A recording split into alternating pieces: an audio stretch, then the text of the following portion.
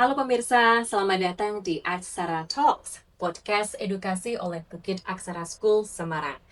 Hari ini adalah hari yang spesial, karena kita ngobrol dengan para Sri Kandi, para kepala di Bukit Aksara. Bersama saya Asri, Kepala SMP Bukit Aksara, dan sudah hadir bersama saya Ibu Yuli, Hai, Ketua Yayasan Sanggar Aksara, ada Miss Nino, halo. Kepala SD Bukit Aksara, dan Miss Hesti, Kepala Bukit Halo. Aksara First School. Nah, kita di sini akan mengobrol tentang pendidikan, parenting, dan keresahan orang tua saat ini langsung dari perspektif sekolah. Miss, Bu Yuli, di dunia yang bergerak sangat cepat ini dengan teknologi dan lain sebagainya, banyak orang tua itu pada posisi serba bingung karena takut anaknya ketinggalan, tapi saat bersamaan juga tidak mau anaknya ditekan. Nah, banyak parents tuh mulai sadar bahwa well-being anak itu penting, tetapi tetap ingin anaknya secara akademik selalu siap. Mungkin ini ada pertanyaan yang mau saya lempar dalam podcast pertama kita kali ini. Mulai dari Bu Yuli dulu. Oke, melihat fenomena ini dari kacamata ketua yayasan, menurut Bu Yuli, apa sih sebenarnya yang dicari oleh orang tua saat ini dalam pendidikan anak? Ya, pertanyaan yang menarik sekali ya. Kalau apa yang dicari oleh orang tua tentunya sangat kompleks karena kebutuhan setiap orang tua itu bermacam-macam. Juga kebutuhan anak-anak mereka juga akan berbeda. Nah, kalau berdasarkan pengamatan di lapangan nih dari preschool SD sampai SMP, yang jelas orang tua kepengen ya anaknya mandiri, sukses, nantinya itu bisa diterima oleh masyarakat, ya semacam itulah.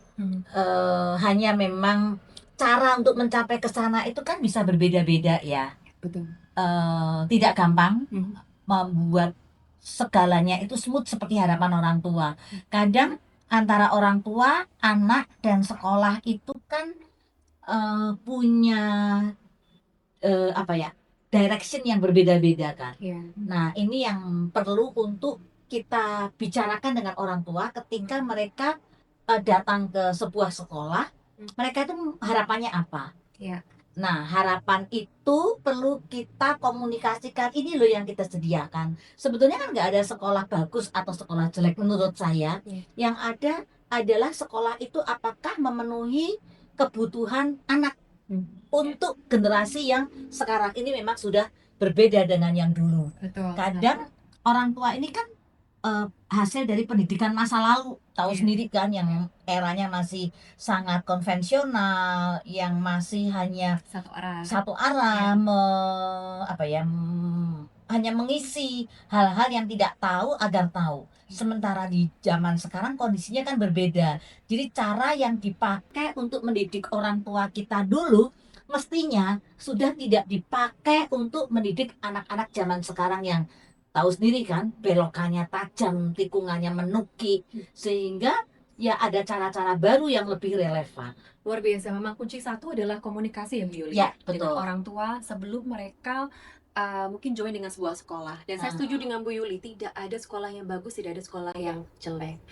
Nah, di unit masing-masing ada ketakutan orang tua yang paling sering kita dengar ya dari Miss Nino, Miss Hesin maupun saya dari orang tua, terutama soal perkembangan anak dan kecepatan belajar. Oke, boleh ini kita mendengarkan dari sudut pandang Miss Nino, Miss Hesti, dan mungkin kalau Bu Yuli mau menambahkan mengenai apakah ketakutan ini lebih banyak datang dari anaknya sendiri atau sebenarnya dari tekanan lingkungan dan sosial? It's interesting question nih. Boleh Miss Nino? Iya.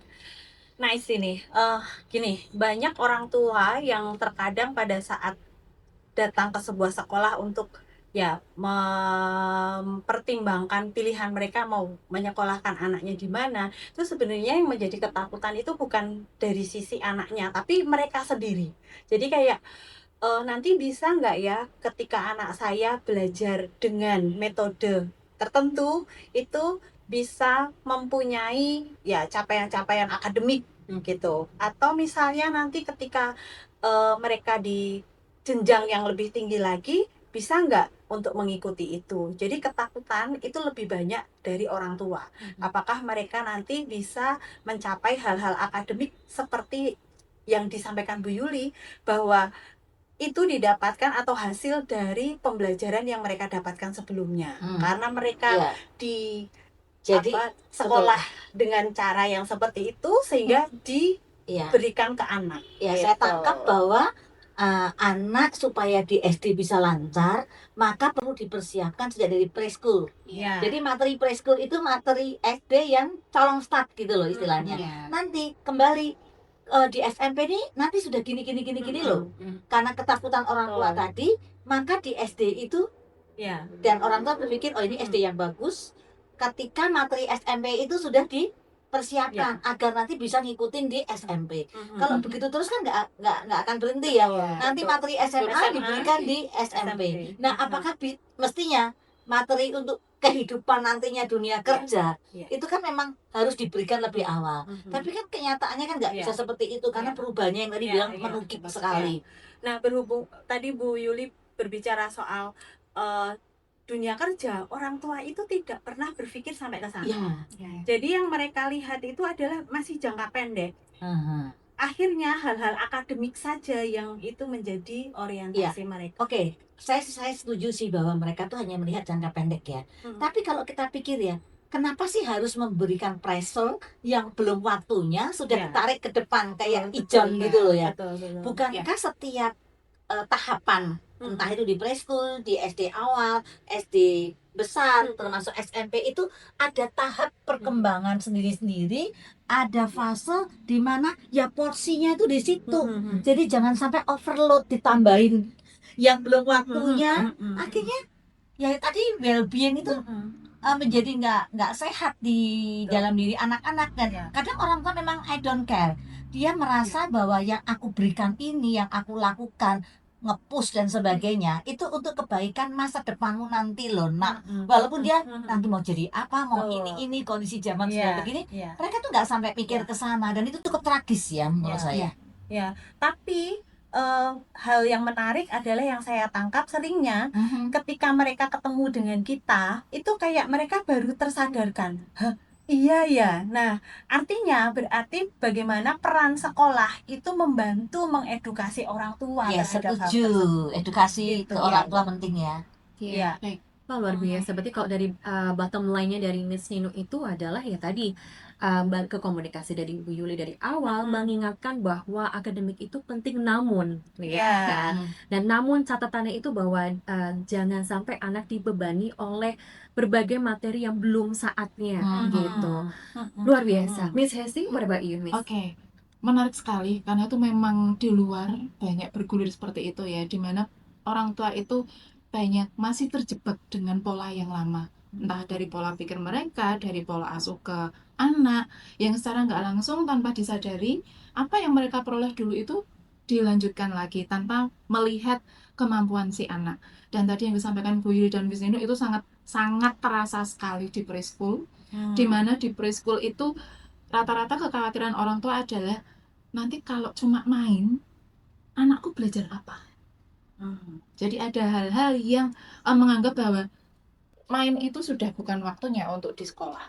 Padahal ini bisa menjadi lompatan atau menjadi modal utama untuk anak-anak bisa menyesuaikan ke depannya. Seperti itu.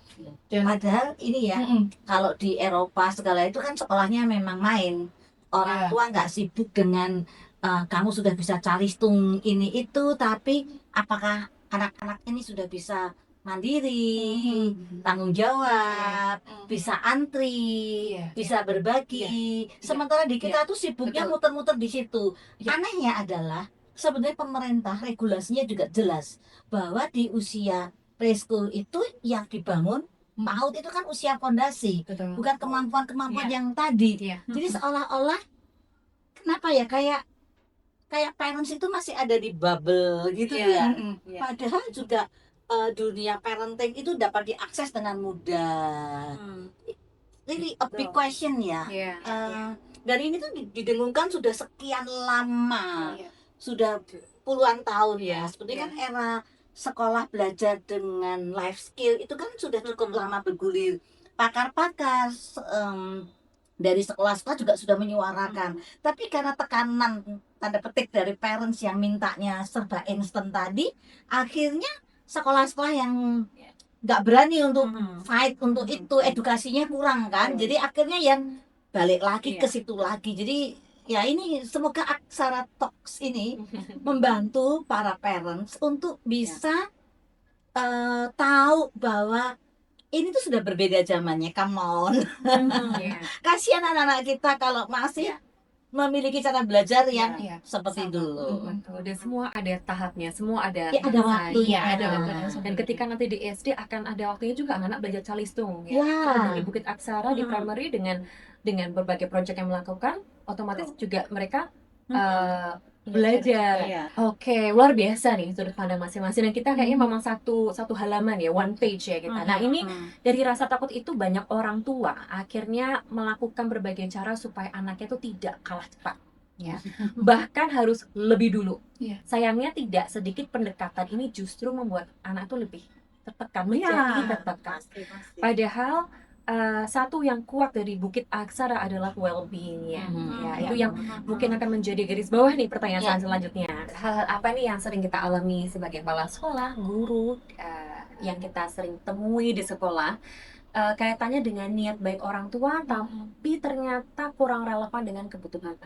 Nah, kalau mungkin mulai dari saya ya.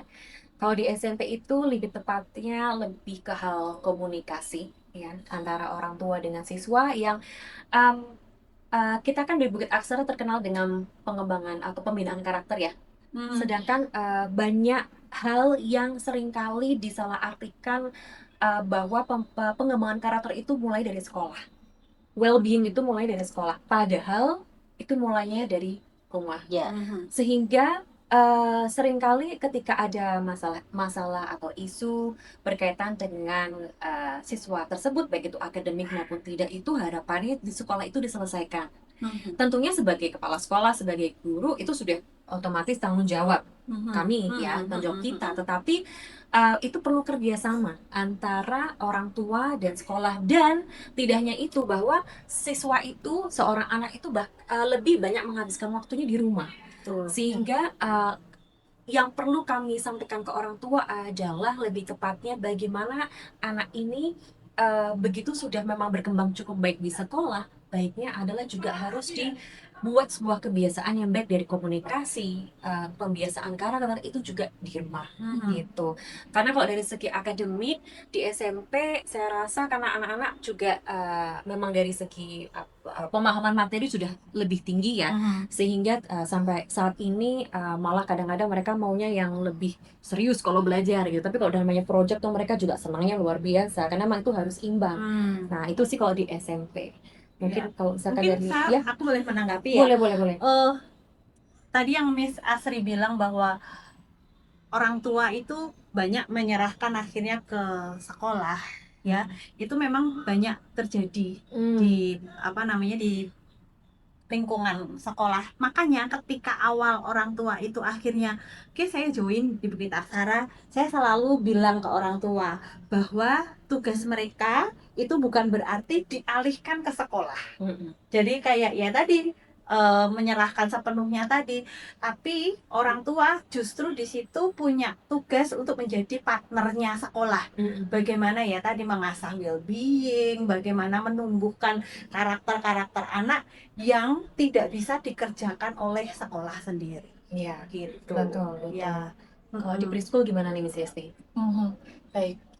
Itu juga cukup banyak muncul di preschool ya, terutama untuk orang tua yang lebih mengutamakan ekspektasi orang dewasa daripada melihat kemampuan si anak.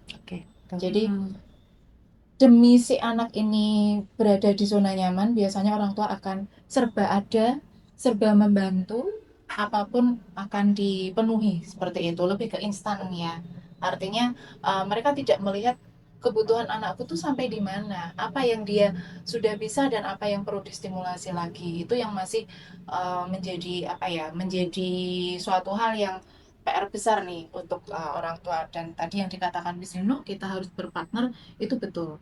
Karena biasanya yang terjadi pihak orang tua menitipkan anak di sekolah, nanti ketika lulus dia harus sudah memenuhi kualifikasi untuk jenjang berikutnya. Iya. Nah, itu suatu hal yang kurang pas ketika apa yang dilakukan di sekolah dengan di rumah itu nggak nyambung. Iya. Gitu, dan itu akan membuat anak menjadi bingung, kemudian orang tua hanya dipenuhi dengan ekspektasi bahwa kamu harus ini, tapi tidak melihat kebutuhan anak. Karena yang penting untuk anak adalah dia aman, dia senang, dia didengarkan. Ya, Seperti saya itu. jadi inget nih selentingan-selentingan Mhm. para orang tua dan cerita guru nih di Mhm. ruang guru. Hmm. Tadi kan bilang bahwa orang tua pengennya punya niat yang baik, tapi Ya. ternyata tidak sesuai dengan kebutuhan anak. Kadang kan orang tua itu rasa sayangnya disampaikan dengan cara yang salah ya. Betul. Misalnya tasnya ketinggalan, nanti apalagi bekalnya di level, termasuk di level SD ya. Iya. Jadi akhirnya Iya. sih gimana tuh Iya. biasanya orang tua yang pernah ditemuin tuh? Betul, iya. Jadi sampai akhirnya guru itu merasa kerepotan untuk bisa memenuhi tadi harapannya harapan orang tua ke anak. Jadi contoh deh, hal kecil, Miss tolong dicek dong baju basket anak saya sudah ke bawah atau belum hari Ya. ini. Nah, kayak gitu. Itu kan Betul. harusnya kita bisa mengajarkan ke anak kita untuk Betul. belajar bertanggung jawab. Betul. Ya kan tahu hari ini mereka akan aktivitas apa, kemudian apa yang perlu disiapkan. Iya, Nah, dari kayak situ kan gitu. kelihatan bahwa anak ini Iya. kebutuhannya adalah menumbuhkan tanggung jawab. Betul. Ya udah, nggak apa-apa kalau sampai tasnya ketinggalan. Iya. Ya biarkan dia menerima resiko Betul. apapun, dan itu Iya. sebagai lesson kan Iya. bagi anak itu. Iya. Nah, ketika orang tua terus selalu provide apapun, akhirnya anaknya ini jadi nggak bertumbuh dan nggak berkembang, fisiknya bertumbuh ya, Iya. tapi tuh nggak bisa kerja istilahnya. Iya. Bisa dibayangkan kalau sudah kerja udah mungkin 25 tahun ke atas pun nggak bisa jauh dari ibunya. Nanti kalau dia sudah menikah ada masalah, yang menyelesaikan masalah adalah orang tuanya. Itu kan cukup ngeri ya, itu pasti konflik rumah tangga kan sangat tinggi sekali gitu. Iya. Jadi memang apa namanya, yang sebenarnya tadi yang kita bahas di awal mengenai pembiasaan, pembelajaran untuk sebenarnya di dunia kerja nanti, sebenarnya pun kita juga sudah melaksanakannya dengan ngomong value-value tadi itu ya, dari tanggung jawab dan lain sebagainya. Oke, nah tapi sebelum kita ganti pertanyaan nih, balik dulu ke pertanyaan yang mau saya arahkan ke Miss Hesti atau ke Bu Yuli. Kaitannya mengenai niat baik orang tua tetapi yang kurang relevan dengan kebutuhan anak ya. Menurut Miss Hesti atau nanti dengan Bu Yuli, apa dampak jangka panjangnya kalau anak itu terus dipaksa di usia fondasi? Baik. Dalam keadaan tertekan, selalu dipaksa atau dalam tanda petik diancam, tentu akan membuat anak merasa tidak nyaman. Jadi dia akan berada di situasi yang takut salah, takut menentukan sesuatu, mengambil keputusan, di mana itu menjadi fondasi penting di usia preschool. Ya, jadi emosi itu harus beres dulu, emosi itu harus selesai dulu sebelum nanti berkembang ke kemampuan yang selanjutnya. Ya. Nah, seperti apa dampaknya kalau dia emosinya nggak selesai, ya kan? Sebetulnya kan anak-anak sejak awal itu kan sedang membangun konsep diri ya, identitas dirinya, jati dirinya itu kan harus dibangun supaya setelah dia dewasa ya gambar dirinya itu terbentuk, rasa percaya diri. Dan kalau rasa percaya diri, kemudian citra diri terbangun, percaya diri yang kuat, itu tuh modal. Mau pinter, mau anak orang kaya, mau skillful kayak apa, dia nggak punya itu tuh nggak bisa. Nah, Bukit Aksara tuh kuat di membangun strong foundation di situ. Gimana dengan memberikan project-project, anak itu bertanggung jawab, anak ngerti kebutuhannya, mereka tahu perannya. Itu kan skill yang nggak gampang diajarkan. Bahkan kadang ada konflik, nggak apa-apa, konflik itu justru mematangkan emosi mereka, keterampilan sosial mereka, dan itulah hidup. Nah, Bukit Aksara kental dengan School for Life. Jadi sekolah bukan sekedar untuk semata-mata nilai, tetapi untuk membawa mereka bisa terjun di dalam kehidupan yang sesungguhnya. Iya. Panjang sih itu. Nyambung yang disampaikan Bu Yuli tentang School for Life. Hari ini saya baru Oke. menemui calon Gimana, orang gimana? Kayaknya tua, menarik nih. calon orang tua yang mau masuk ke SD Kita kelas 1. ngelumpi ya. Jadi waktu saya menunjukkan di kelas 1 mereka sedang ada proyek bunga pinus, kemudian mereka bagaimana menyiapkan itu, belanja dan sebagainya. Terus akhirnya yang kedua di kelas 6 karena sekarang mereka sedang mempersiapkan graduation mereka, itu orang tua tersebut bilang gini Bu Yuli, wah berarti ini beneran ya Miss, mereka itu diajarin hidup. Ya. Jadi apa yang ada di kehidupan itu tuh terlihat nyata diimplementasikan di kelas. Iya. Bagaimana kayak kelas 1 mereka belajar tentang debit dan kredit. Itu kan akuntansi yang aku baru ambil di SMA. Di SMA ya kan. Itu aja kalau ngambilnya IPS, kalau IPA kan nggak dapat, ya kan? Itu kaget. Jadi apa yang mereka nantinya ada dalam kehidupan itu tuh mereka sudah diajarkan sejak dini. Iya. Wah, kalau orang tua bisa menangkap bahwa wow, ini adalah sekolah belajar untuk hidup, Iya. bukan sekedar sekolah untuk mendapatkan ijazah. Iya. Iya. Itu ketangkep oleh Iya, orang tua iya, saat iya. mereka berkeliling ke sini ya. Betul. Penasaran nggak ya itu para orang tua yang lain ya? Ayo. Pengen kepo ya. Kam. Langsung aja menghubungi akun kami di Ada ya. Ada ya. Mantap. Dengan seperti itu kan makanya kayak orang tua itu perlu kayak dipantik, perlu ditunjukkan ini loh seperti ini pembelajarannya tuh yang demikian, dan itu langsung relate dengan kehidupan. Itu yang Ya. akhirnya membuat mereka tersadar ya, kayak tadi saya bilang kadang mereka tuh perlu disadarkan. Iya, persoalannya memang itu tadi saya bilang orang tua sebetulnya tahu tapi nggak sadar Iya. karena dunia ini banyak yang mayoritas alirannya itu aliran yang Betul, begitu, yang karena kita dulu kan produk yang seperti itu, jadi itu jendelanya tuh kecil sekali, harus kita intip untuk lihat jendela pendidikan abad 21 ini harusnya yang kayak apa toh, sehingga kita ini kan pelaku-pelaku yang berani nekat. Setuju nggak sih? Sekolah lain Ini kan beda. ya sorry, memang Bukit Arsa itu beda dari sekolah yang lain, makanya kalau tidak datang ketemu lihat akan menganggap ya sama dengan yang lainnya. No, we are really different ya. Jadi tak kenal maka tak sayang itu Bu Yuli. Nah, harus tahu dulu. harus datang. Ini jago-jagonya ada di sini. Betul.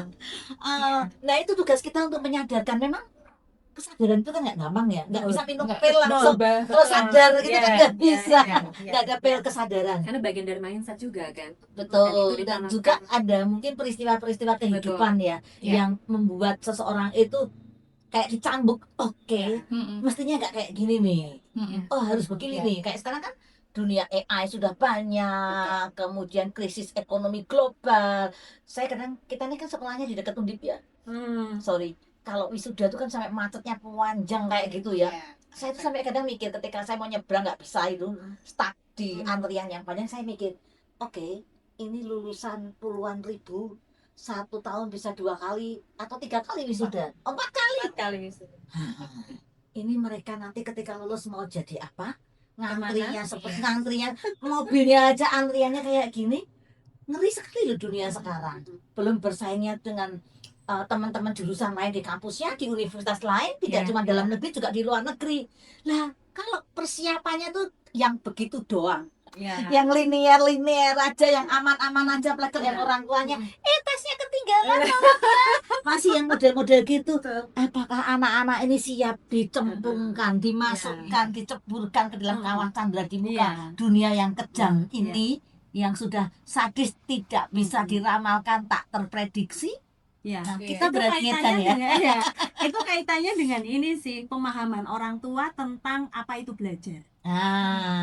gitu. Ya, ya, ya, ya. Ya. Masih sering Iya. terkotak-kotak tuh. Sedikit nyambung aja kemarin saya baca, ini kan karena areanya ngerumpi ya. Ah, ah. Baca dari apa namanya berita di Google bahwa Gen Z yang barusan lulus, yang bukan yang lulus SMA, akhirnya mulai sekarang mereka mencoba mencari jurusan yang tidak mudah digantikan dengan AI. Sudah sampai ke situ. Sudah sampai akhirnya ke situ gitu ya. Iya. Berarti memang pada dasarnya penting sekali memilih sebuah pendidikan sekolah institusi formal yang lebih membangun anak itu dari segala sisi ya, bukan Iya, dari iya. cuma dari akademiknya Akademik aja, aja. betul. Mm-mm. Supaya nanti jangan sampai ketika akhirnya fokusnya full ke akademik, ketika mau sudah lulus, ya kan, Mm-mm. yang dipelajari dia menjadi gimmick Ya. akhirnya. Mm-mm. Iya kan, jadi memang sampai semua tuh harus ya seperti buku teks semuanya pelajari Iya. ketika baik dari preschool maupun Mm-mm, sampai mm-mm. SMP-nya. Iya, maybe one day SMA ya Bu ya. One Amin. day. Mungkin saya mau nambahin sedikit nih. Lama boleh, Hmm. banyak boleh. Kita tuh kayak budaya instan ya. Pokoknya yang shortcut biar dapat Mm-mm. kerjaan atau biar dapat nilai yang bagus, segala cara akan digunakan. Tapi ketika pondasi dari awal itu kita sudah ya tadi diajarin resikonya, diajarin tanggung jawab, kemudian kemandirian, kreativitas, itu yang nggak bisa instan. Makanya harus dari nol coba kita Ah, Hmm. ya, kita punya kelas baby loh. Betul. Dari 4 bulan loh. Wah, itu Betul. kalau digarap dari situ, saya kayak tadi kan barusan ketemu orang tua nih, usianya 11 bulan. Saya seneng banget kalau ketemu orang tua yang masih seperti itu ranum karena mumpung belum salah. Iya. Kadang kan orang tua, oke, saya nggak tahu loh kalau seperti itu. Kalau misalnya anak lagi nangis rela, langsung dialihkan, dikasihkan ke yang lain kan. Mm-mm. Saya bilang, loh justru di situ kalau anak kita alihkan tidak menghadapi masalah itu, Iya. maka itu cukup bahaya. Dia kan akan tidak berani menghadapi tantangan. Justru ajari, temani dia untuk menerobos tantangan itu ketika dia sudah selesai. Oke, sekarang kita boleh kalau mau beli es krim. Jangan Ya. nangis sedikit, udah nggak apa-apa. Yuk ya kita beli es krim. Nah, betul. Kalau sudah terlanjur SMP, SMA, menurut saya waktu itu kan nggak pernah bisa diputar balik ya. Iya. Mumpung masih kecil, apalagi di 1000 hari pertama, itu kan dia kalau orang tua dibekali kan, oke di rumah sama, di sekolah sama enak. Begitu sudah di SMP, aduh susah sekali. Iya. Betul-betul harus balik dan Belum lagi hormonnya. betul. Jadi double Betul lagi. lagi. Dan kayak sesuatu itu sudah karaten gitu loh. Udah atau kalau saya ingat kalau masak puding kalau udah keras Iya. dalam cetakannya itu kan nggak bisa kita bongkar lagi ya, tapi selagi masih dalam proses dan masih mudah untuk dibentuk, itu kan tergantung kita mau taruh di cetakan yang seperti Iya. apa. Iya, iya. Bisa jadi luarnya keras, dalamnya maaf hancur. Oh, Atau rusak. Iya kan? Kayak iya. misalnya kalau kita nggak siap menghadapi tantangan nih, Mhm.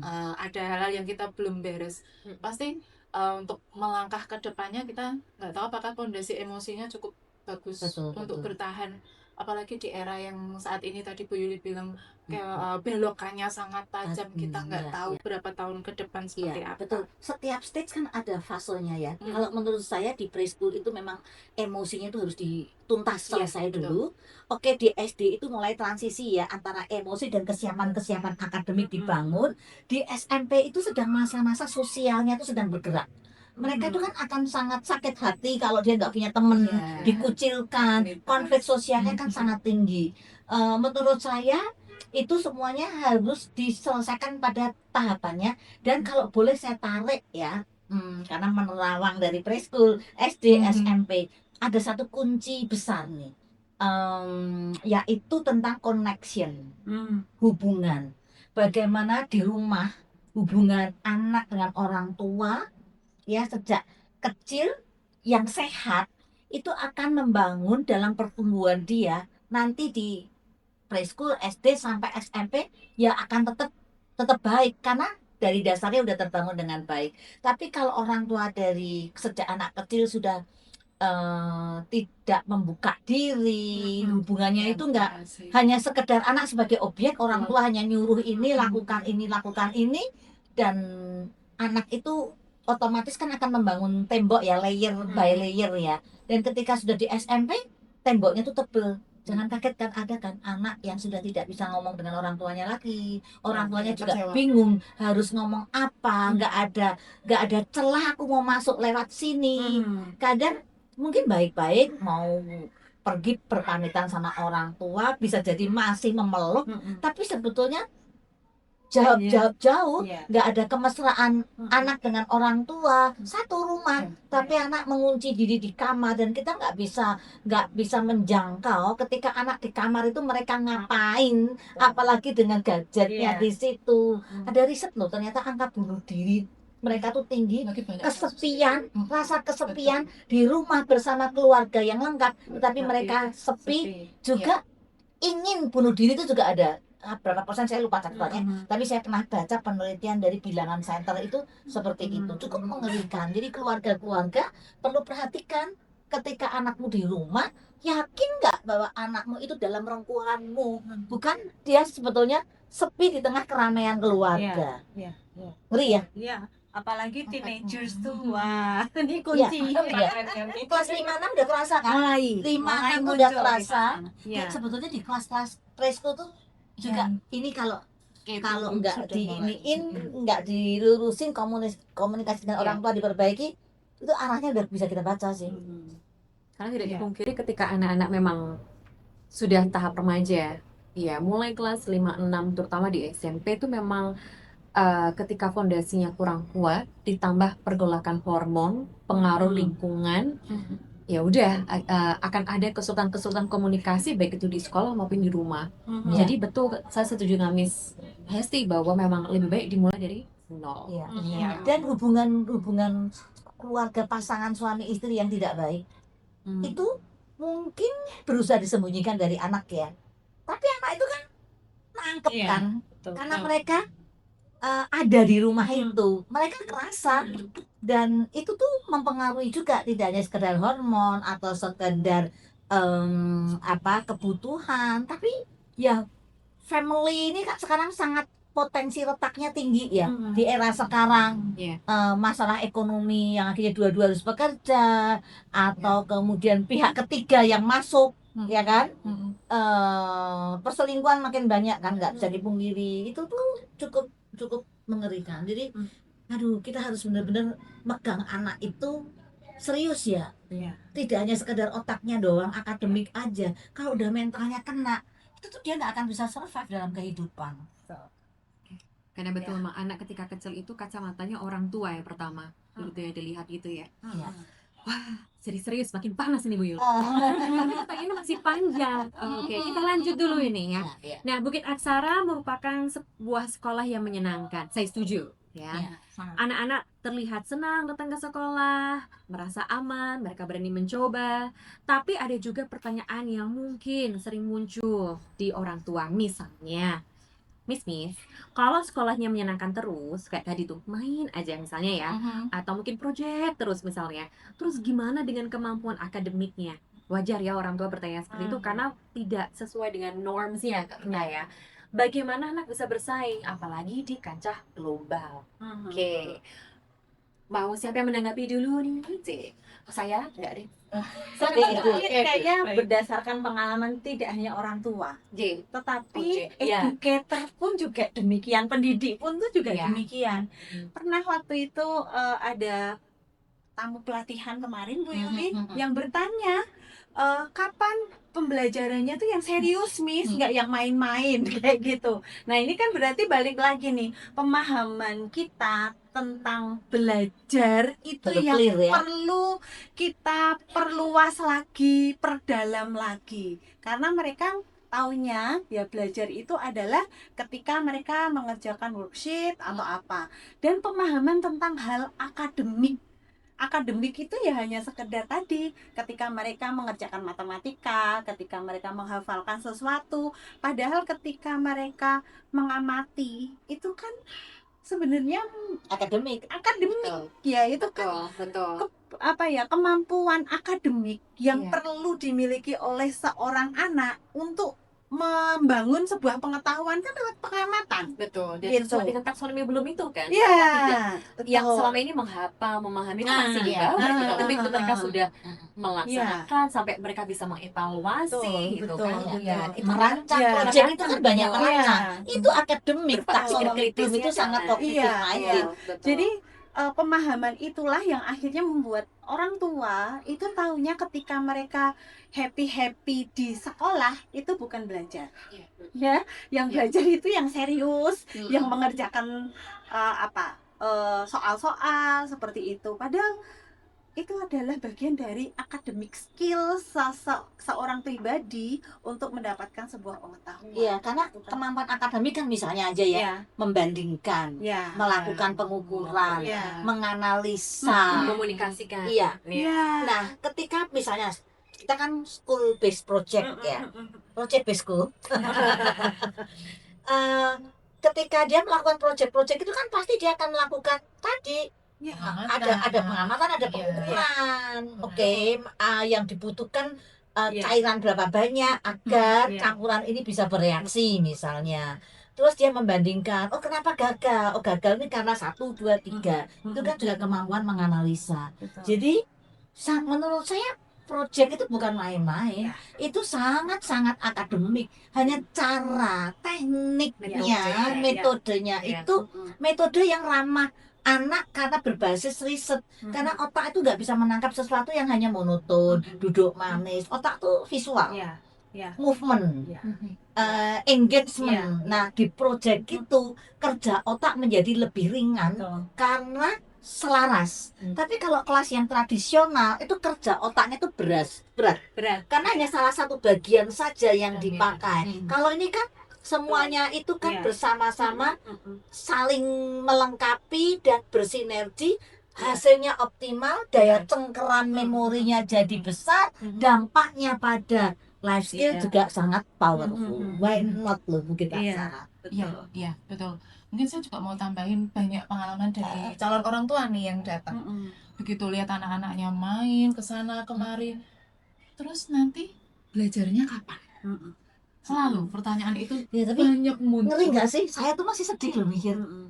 Ini sudah zaman tahun 2026 ya. Betul. Kok masih di situ doang gitu loh? Internet itu udah kita nikmati sejak tahun berapa sih? Artinya kan mereka bisa akses kayak gini-gini itu kan ada di mana-mana. Di TK, Iya. di SD, di SMP masih begitu-begitu dari tahun ke tahun.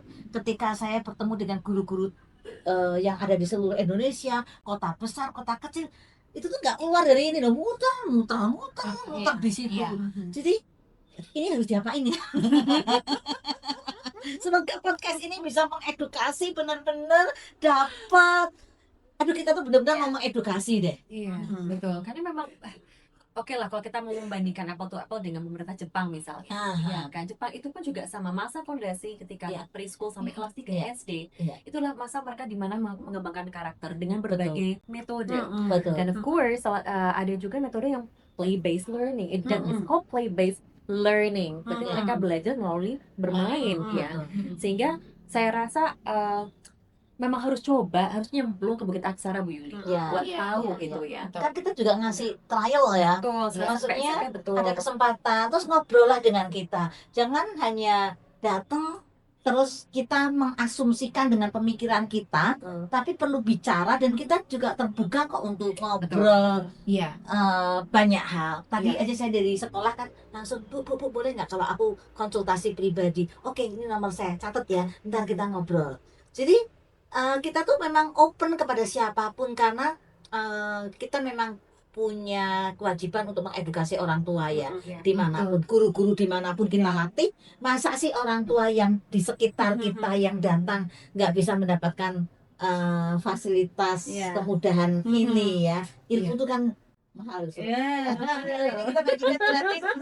Betul sekali. Betul, dan ketika mereka butuh informasi, kalau datang ke Bukit Aksara bisa langsung lihat lingkungan naturalnya, Iya. bisa belajar bersama, terutama dengan kepala sekolah seperti kita. Jadi nyemplungnya nggak di kolam yang salah, tapi dapat langsung dari sumbernya untuk kita belajar bareng sama orang tua. Available setiap hari Senin sampai dengan Jumat. Jam berapa? Jadi dia cocoknya bukan kepala sekolah, marketing. Oke. Lanjut Jangan nih. keluar lebih dari marketing. Saya pindah ke Aksara deh. Oke, melanjutkan apa yang tadi kita udah bahas sebelumnya sebenarnya. Ya, ini untuk Miss Nino nih, Miss. Dan preschool Iya. juga. Bagaimana project based learning justru mempersiapkan anak untuk tahap akademik Mm-mm. yang lebih serius. Iya. Oke, tadi sebenarnya udah nyenggol-nyenggol dikit, sekarang kita sambung lagi. Betul. Ya, kalau di preschool karena kebetulan juga dapat kesempatan untuk bagaimana melihat anak-anak di preschool itu seperti apa dengan proyeknya mereka gitu. Kemudian sekarang di SD itu juga seperti apa. Sebenarnya sangat-sangat bisa mempersiapkan anak-anak kita, putra-putri Bapak Ibu di rumah itu dengan berbagai macam cara yang bisa dilakukan oleh anak saat mengeksplorasi lewat project based learning itu untuk mengembangkan diri. Nah, termasuk akademik. Itu ketika di preschool mereka bermain mengeksplorasi apapun dengan tuntas. Ketika di SD itu mereka kelihatan sekali karena saya melihat sebagai saksi mata nih bagaimana mereka bisa mengikuti instruksi. Itu akademik loh, Iya, nanti instruksi, iya kan? fokus, Fokus. modal dasar kemampuan akademik. Iya, Iya. yang notabene ketika di preschool anaknya tuh benar-benar muter kayak gangsingan, Iya. nggak bisa diem kayak gitu. Ketika itu sudah waktunya dia untuk berhenti karena puas, ya karena diberikan Sudah kesempatan, itu tanpa gurunya bersuara kenceng, tanpa gurunya banyak memberikan perintah, itu dengan sadar diri, ya mereka bisa melakukan itu sehingga sangat-sangat sesuai untuk mempersiapkan anak ke tahap akademik yang dibilang lebih serius itu tadi, Iya. gitu. Mungkin saya Ya. jadi ingat, kebetulan tadi saya juga ngomong karena Mm-mm. pas asesmen diagnostik dengan orang tua ya. Kalau di usia dini itu kan memang harus banyak pengalaman belajar Iya. lewat permainan sensorial, movement, Mobilitas. kemudian musik Iya. ya. Karena otak itu kan seperti hutan yang padat, hutan rimba. Jadi kalau mobil lewat ke situ tuh sulit karena nggak ada akses jalan, ya kan? Hmm. Nah, semakin banyak stimulasi kita berikan, semakin lebat hutan itu. Mhm. Walaupun kita tahu nggak ada jalan yang bisa Mhm. dilewati. Once mereka masuk ke SD 7 tahun, di situ terjadi tsunami yang besar di otak anak.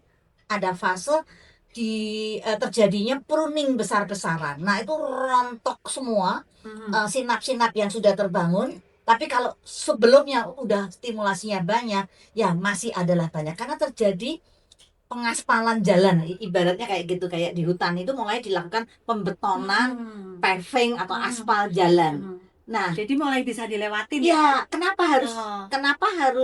harus dilakukan pembetonan atau jalan? Mhm. Karena perlu untuk modal kerja akademik, Mhm. ya kan? Dan itu memang di bagian otak hanya mulai berfungsi ketika mencapai 7 tahun.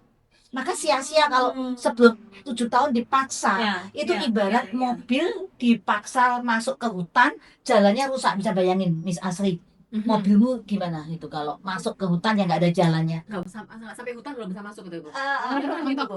Iya. Sayang juga kan kalau toh dipaksa mungkin jenis mobil tertentu jeep Iya, kali ya betul. bisa, tapi kan mobil itu cenderung rusak dan nggak bertahan Iya, lama. iya. Demikian juga anak, Mhm. mobil itu seperti anak. Mhm. Tapi begitu jalannya jadi, Mhm. mobil itu bisa lewat dan cepat sekali, Iya, sangat iya. sehingga di TK main-main, di SD itu cepet, tahu-tahu melepek. Iya. SMP semakin naik gunung gitu loh, Iya. karena kita tuh nyiapin jalannya gitu loh. Nah, kadang orang tua itu nggak sabar, pengennya instan, pokoknya udah langsung bisa. Nggak bisa. Kayak media mau dipakai untuk menanam, kalau tanahnya tandus kan tanaman nggak bisa ditumbuh di Iya, situ tuh. kan, Harus digemburkan dibajak dulu, ya. kemudian dikasih yang lain, begitu sudah siap ditanam, itu cepat. Sabarlah dalam proses anak-anak kita, temanilah, dukunglah. Oh, kayak penutupan. Saya buka lagi. Oke, ini Akun Sesti, monggo silakan. Mungkin saya menanggapi sedikit tadi ilustrasi yang disampaikan Bu Yuli, ketika hutan itu sangat rimbun, bahkan mobil apapun nggak bisa lewat, mungkin yang bisa lewat hanya semacam jeep off-road ya. Artinya tempatkan anak kita itu sesuai dengan kemampuan dia. Karena kalau dia berada di lingkungan yang nggak pas, kayak tadi tanahnya tandus, mungkin ada jenis tanaman yang sebenarnya bisa tumbuh di situ. Hmm. Justru kalau terlalu banyak air, terlalu banyak pupuk, mungkin dia nggak bisa bertahan. Berarti apa? Orang tua harus peka. Anakku ini lebih pas dengan cara yang seperti apa, sekolah yang seperti apa, supaya kedepannya tidak salah langkah dalam memilih sekolah. Ya, Seperti tapi itu. kalau tandus kayaknya emang nggak bisa ditanemin ya. Mentok Ya kan? mungkin Mentok kan? tidak sesubur Ya, yang tidak lain. sesubur dengan yang lain. Seperti itu. Oke, langsung kepikiran beda malah. Mungkin spesies baru mungkin. Siapa tahu? Siapa tahu? Saking tandusnya. Tadi kan kita sudah ngobrol nih kalau SD dan TK punya project based learning untuk menyiapkan anak ke akademik yang lebih serius. Ya. Kalau SMP nih, di mana anak-anaknya sudah cukup matang ya Ya. untuk dibawa ke sana. Gimana nih Miss Asri pengalamannya? Nah, kalau di SMP itu malah saat ini kita yang sudah mantep lebih dimantapkan lagi. Karena tahun ajaran depan ini ya kita mengadopsi kurikulum Oxford International Curriculum satu-satunya di Semarang. Yang pertanyaannya, kenapa Miss? Kok kayak mengambil kurikulum yang biasanya rata-rata orang ngambil ya National School atau Cambridge ya?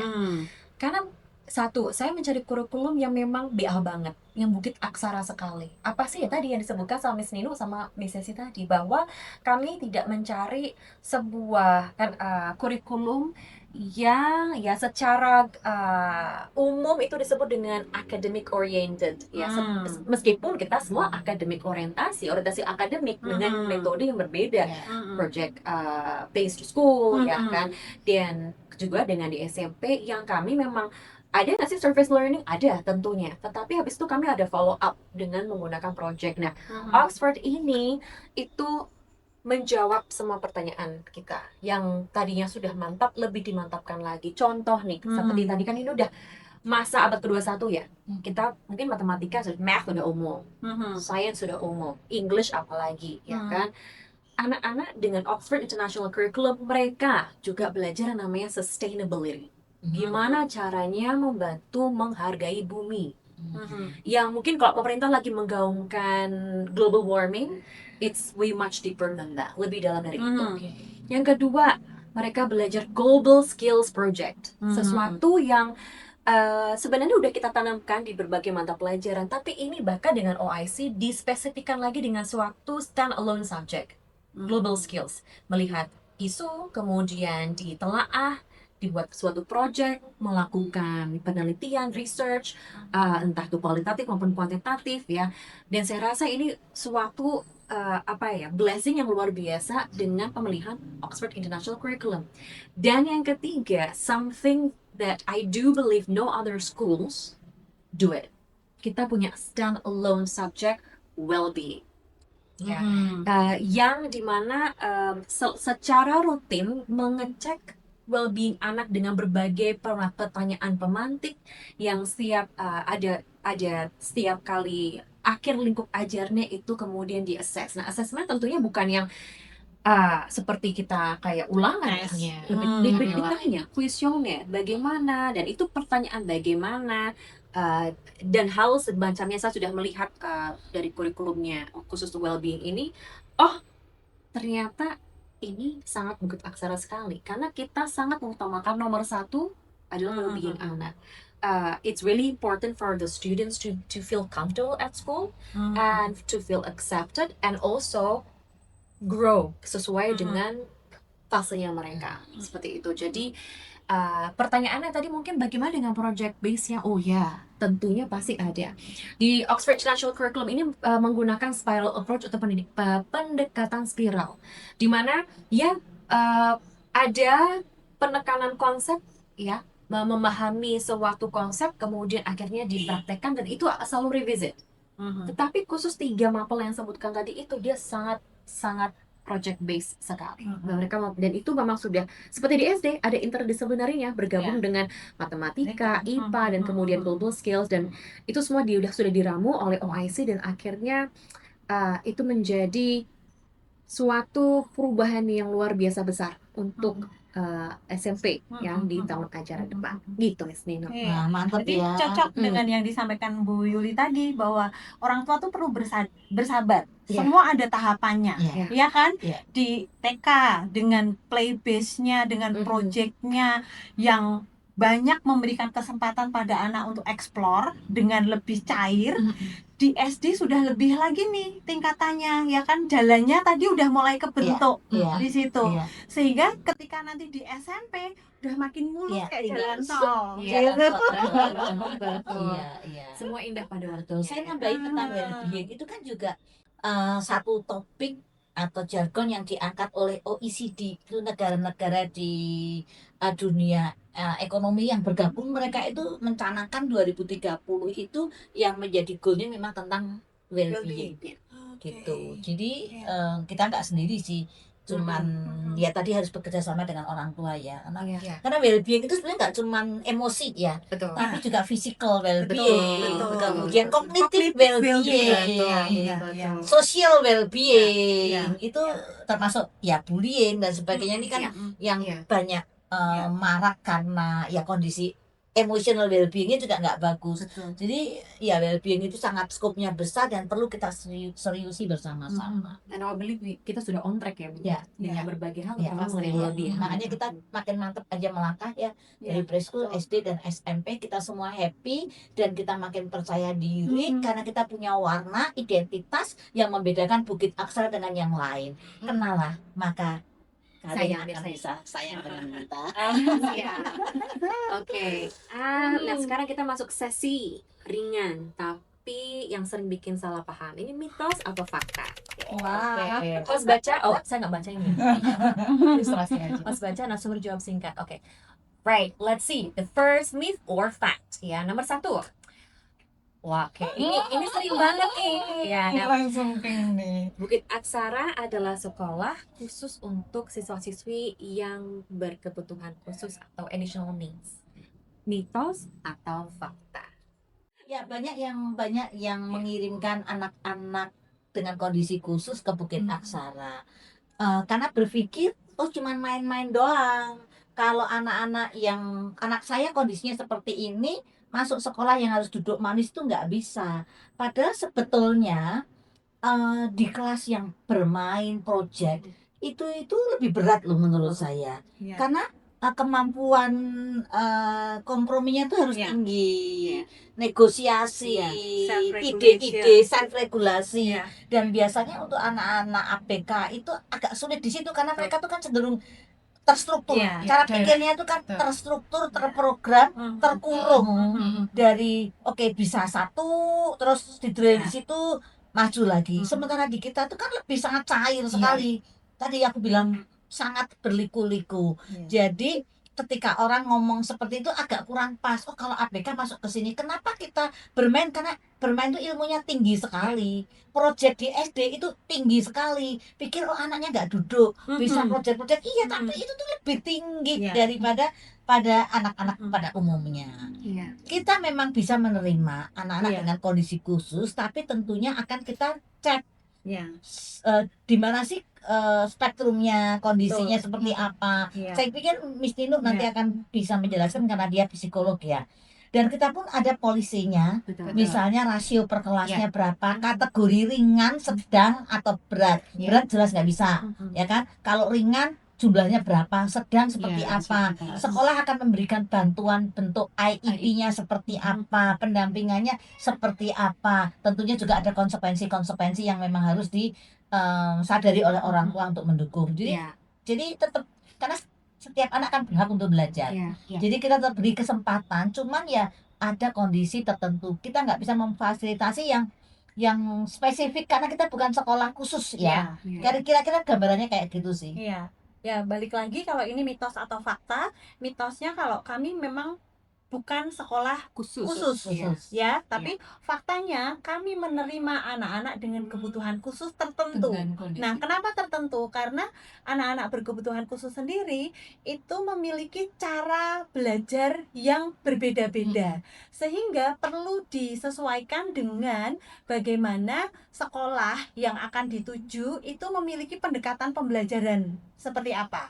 Karena kadang ada yang tidak sesuai dengan metode atau pendekatan belajar dari sekolah tersebut begitu. Jadi kalau untuk anak-anak berkebutuhan khusus memang kita perlu lihat kekhususannya itu apa, Iya. sesuai nggak dengan metode kita. Ya. Kalau tidak, tentunya pasti kita akan rekomendasikan ke sekolah lain yang lebih sesuai dengan cara belajar anak tersebut. Betul, Gitu. betul sekali. Oke, yang kedua, nah kalau ini mungkin lebih ke preschool ya. Pendekatan Reggio Emilia lebih baik daripada Montessori. Oke. Oke, Monggo. mungkin saya boleh deh karena saya pernah ke Reggio Emilia ya. Monggo, Dan silakan. saya juga belajar tentang Montessori walaupun nggak dalam bentuk spesifik course. Montessori itu kan dikembangkan oleh Maria Montessori yang memang dia khusus mendesain programnya untuk anak-anak dengan special need gitu. Nah, Reggio Emilia itu juga mengambil Montessori sama-sama dari Italia, hanya Reggio Emilia mengembangkan lebih jauh lagi. Reggio Emilia itu lebih cair tadi karena memungkinkan kondisi anak itu bisa mengalami banyak tantangan. Jadi bukan soal lebih baik atau tidak lebih baik, kalau memang anak yang memang membutuhkan belajar yang terstruktur, ya tentunya lebih baik di Montessori. Di Reggio Emilia dia akan kesulitan karena Reggio Emilia itu sangat terbuka, sangat terbuka, sangat cair. Tapi anak-anak yang memang butuh tantangan, kalau di Montessori yang sangat terstruktur, ya tahu sendiri juga kurang pas. Jadi kembali bukan soal lebih baik atau tidak, tapi ya kebutuhan anak kita jenisnya seperti apa gitu. Karakternya ya Ya. dalam pembelajaran. Oke. Betul. Yang ketiga, di TK, nah preschool lagi nih. Iya. Di TK Bukit Aksara atau Bukit Aksara Preschool itu tidak diajarkan calistung. Apakah mitos atau fakta? Miss Desi monggo. Oh, itu tentunya mitos ya. Karena untuk belajar calistung itu juga cair. Artinya tidak harus dengan anak duduk mengerjakan sesuatu dengan PR atau Dengan drilling gitu ya. LKS ya, betul. Tapi lebih kepada cara bermain dia. Itu yang bisa membantu dia untuk menguasai tentang calistung. Kayak misalnya anak mungkin, Miss, aku mau tahu ini ada batu sama air. Kira-kira mana ya yang lebih berat? Nah, ketika kita mau ajak anak untuk membandingkan, tentunya kita akan sediakan sesuatu yang bisa menunjang rasa ingin tahunya. Bukan dengan, oh iya ini 1 kilo, ini berapa kilo. Sesuatu hal yang tidak langsung ke hasil akhir, tetapi lebih kepada proses. Nah, ketika anak-anak ini belajar calistung, itu kami kemas dengan bermain. Nah, karena dengan bermain itu, dunia mereka, di mana mereka akan merasa nyaman, tenang. Jadi untuk mempelajari sesuatu atau menerima info-info baru itu akan lebih mudah. Seperti itu. Jadi tidak dalam kondisi khusus mereka mengerjakan sesuatu dan dalam tanda petik mereka dipaksa. Enggak. Berarti Mengalir ini bersama mitos anak. ya. Anak-anak Iya. belajar tapi dengan cara yang metode yang unik di Iya, preschool. betul. Oke. Yang ketiga, project based learning itu cuman main-main. Kita langsung panas ini ya. Gemes ya, ada di TK dan di SD ya, jelas Iya. mitos. Mitos. Project based learning itu ilmunya tuh kaya. Kalau itu kaldu yang thick sekali, yang kental sekali. Tadi sudah kita bahas ya, nggak sekedar main-main, dan mereka belajar itu mulai dari rasa penasaran mereka, kemudian mereka meneliti pertanyaan-pertanyaan yang mendasari yang tumbuh dari rasa penasaran itu untuk mencari jawabannya sampai akhirnya menemukan simpulan. Dan ternyata lah proses perjalanan itu kan lewat tahapan-tahapan ya, mulai dibuktikan dengan awal proyek, bahkan kadang kunjungan ke lapangan itu sangat sering. Kita kerjasama dengan universitas, dengan laboratorium di luar.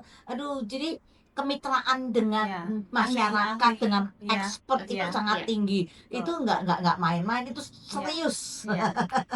Sangat-sangat serius gurunya juga. Ya, karena itu tadi Bu, tampaknya itu anak Iya. kayak nggak serius karena kan, nggak duduk, sehingga nggak ngerjain, gitu. pulang Iya. nggak bawa Ya, kertas. balik lagi pemahaman tentang Belajar belajar. itu seperti apa? Kayaknya kapan-kapan kita perlu membahas nih Tentang podcast itu. khusus tentang apa itu belajar. Kayaknya seru deh.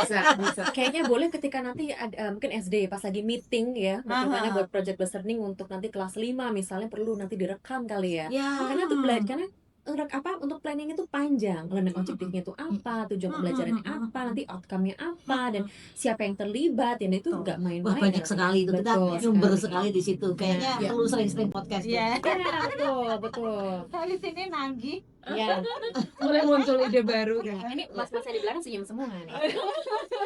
Oke, lanjut dulu. Nah, ini yang kelima. Yang kelima, SMP Bukit Aksara adalah sekolah pertama di Semarang yang menggunakan Oxford International Curriculum. Yes, benar sekali ya. Mungkin pernah mendengar Oxford AQA juga. Itu berbeda, tapi satu mother company. Jadi Oxford AQA itu adalah joint venture dengan Oxford University Press. Jadi mother company-nya itu adalah OUP, Oxford University Press, di mana mungkin beberapa tahun lalu itu akhirnya muncullah atau diluncurkannya Oxford International Curriculum khusus untuk preschool sampai dengan kelas 9. Nah, tapi untuk di Semarang betul kami adalah yang pertama. Nanti kalau misalkan parents pernah mendengar dari sekolah tetangga yang tuh pakai Oxford, iya itu Oxfordnya khusus untuk SMA. Jadi bedanya di situ. Yang SMP hanya ada di SMP Bukit Aksara. Come and see. Come and see, enjoy, and enroll. Well, maybe before that, tell class first, but yes, of course. Last but not least, lulusan Bukit Aksara bisa berprestasi dan bersaing. Fakta, tutup. Dah. Setuju semua. Setuju semua. Yes, berprestasi dan bersaing. Saya rasa dari SD sampai SMP Banyak banyak contoh banyak ya. contoh, banyak Ya, bawa di- piala pulang ya, ya, mereka medali dan lain-lainnya. Lulus dari SD ke SMP yang mungkin boleh dibilang di masyarakat itu favorit. Ya, Dan di SMP itu pun juga mereka punya prestasi betul. sebagai ketua OSIS, di Betul. perlombaan tertentu dan sebagainya. Banyak banget sampai mereka kuliah pun Yes. juga banyak yang menunjukkan prestasi. Yes, betul sekali. Ada alumni-nya nanti yang silakan nanti. Perlu podcast alumni kalau gitu ya. Yes, catat. Oke. Nah, terakhir karena mungkin masih banyak orang tua yang masih ragu, masih takut dalam memilih pendidikan untuk anak. Kalau boleh satu pesan untuk orang tua hari ini ya, sekaligus mengakhiri podcast kita tentang mendampingi anak bertumbuh, apa sih yang ingin kita semua sampaikan secara individual? Mungkin mulai dari siapa nih, Bu Gili dulu atau yang dari Saya paling paling muda dulu? Saya dulu aja ya. Ya, Oke, baiklah. Satu pesan untuk parents di luar sana, sadari bahwa setiap anak kita mempunyai ritme yang berbeda, mempunyai kecepatan yang berbeda, cara belajar yang berbeda, dan pastikan mereka bisa mendapatkan tempat yang sesuai untuk kebutuhannya, di mana dia akan merasa didengarkan, dia merasa diterima, dia merasa dicintai, dia merasakan aman, bahagia, karena itu akan menjadi fondasi awal mereka untuk di masa yang akan datang. Dan percayalah dan dampingi mereka untuk mereka bisa bertumbuh menjadi versi terbaik mereka. Siap. Ya. Oke. Berjenjang, monggo. Oke, kalau saya singkat aja sih. Orang tua perlu menjadi orang tua yang terbuka.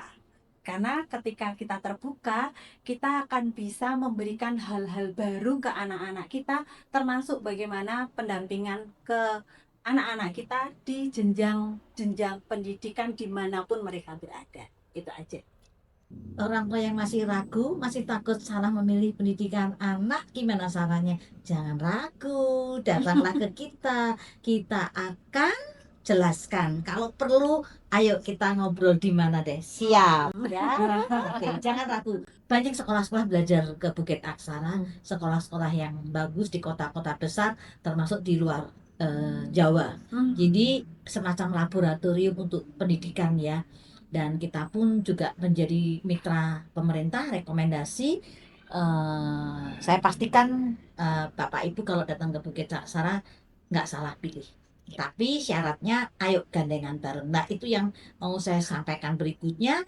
Gimana sih mendampingi anak? Ya tadi bangun hubungan, terima anak apa adanya, dampingi, percayai, Iya. dan ikuti proses dia. Jangan mau serba instan. Ikuti aja jatuh bangunnya anak-anak. Itu nanti hubungan orang tua dengan anak akan makin baik, dan ternyata hubungan yang positif itu menjadi dasar peningkatan IQ, dasar dari resilience, ketahan malangan. Itu ternyata hubungan itu menjadi fondasi untuk kesuksesan anak di dunia sosial, rasa percaya diri yang bertambah, semuanya itu ada di situ. Jadi itu pesan saya. Kalau pesan saya, ikut Bu Yuli. Paling singkat kayak kalau dari saya, karena SMP itu karena ini tahun ketiga ya Bu Yuli ya. Jadi selalu dikenal dengan sekolah baru, belum ada kelihatan prestasinya, lulusannya. Mungkin pesan saya untuk orang tua, yuk datang dulu, yuk kenal dulu. My door is always open, dengan senang hati untuk bisa berkomunikasi, bertukar pikiran, mengenai apa yang dicari oleh orang tua, bagaimana SMP Bukit Aksara atau Bukit Aksara Junior High School itu bisa membantu putra-putri bapak dan ibu untuk bertumbuh kembang. And I'm pretty sure bapak dan ibu akan datang ke tempat yang tepat. Yes. Oke. By the way, kita pun di sini juga dalam rangka ulang tahun Bukit Aksara. Nggak tanggung-tanggung loh, Bapak dan Ibu. 26th anniversary ya. Itu sudah kalau udah kerja udah lumayan itu ya. Udah kerja, mungkin udah lulusan ya.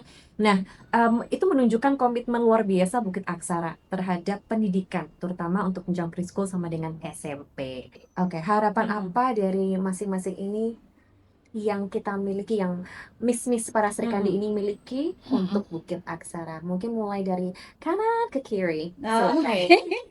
Saya berharap di ulang tahun SD Bukit Aksara yang ke-23 ini, SD Bukit Aksara semakin dipercaya dan semakin di hati para orang tua semuanya, terutama di Semarang.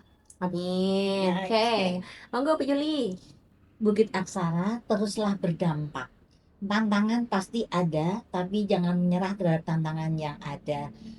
Dunia ini, khususnya Indonesia dan Semarang, perlu hati-hati yang tulus, ilmu yang kuat, fondasi yang benar untuk menolong anak-anak ini menjadi pribadi yang powerful untuk dunia sekarang ini. Alright. Miss Hesti, baiklah. Harapannya untuk Bukit Aksara Preschool tentunya di usia yang sekarang sudah menginjak 26 tahun, kita bisa merangkul keluarga-keluarga, kita bisa sesuai untuk mereka, di mana semuanya kita bisa saling berkolaborasi, membangun komunikasi yang terbuka, kita bekerja sama dan bergandengan tangan bersama-sama menjadi mitra yang kuat dan Bukit Aksara semakin hebat. Oke. Kira-kira penasaran nggak kenapa selalu dari situ ke sini? Biasanya mikir begitu nyampe ke saya. Nah, Gak apa-apa kan adik bontong. Baru 3 tahun. secara literary ya Bu ya, harafiah juga. Oke, kalau buat saya harapannya adalah tentunya semakin dipercaya oleh masyarakat, mirip tadi dengan Miss Nur juga ya.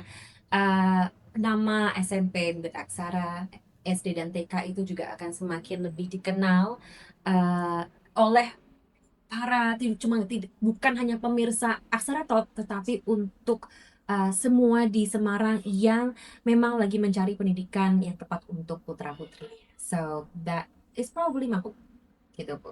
Oke. Itu aja. Kita ketemu lagi di podcast selanjutnya. Udah bye. Bye.